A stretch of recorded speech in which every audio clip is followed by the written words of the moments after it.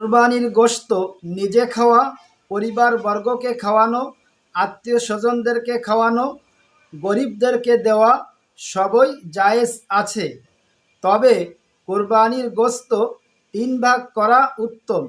১ ভাগ নিজের জন্য রাখবে, ১ ভাগ আত্মীয় স্বজনদেরকে দিবে, ১ ভাগ গরিব মিসকিনদেরকে দিবে।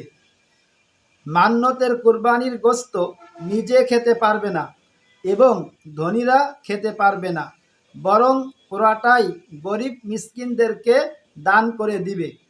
অনুরূপভাবে মৃত ব্যক্তির ওসিয়তের কুরবানির গোশত পুরাটাই গরিবদেরকে দান করে দিতে হবে। কুরবানির গোশত কাউকে বিনিময় হিসেবে দেওয়া বা বিনিময় হিসেবে নেওয়া কোনোটাই জায়েজ নেই। কুরবানির গোশত কাউকে বিনিময় হিসেবে খাওয়ানো জায়েজ নেই।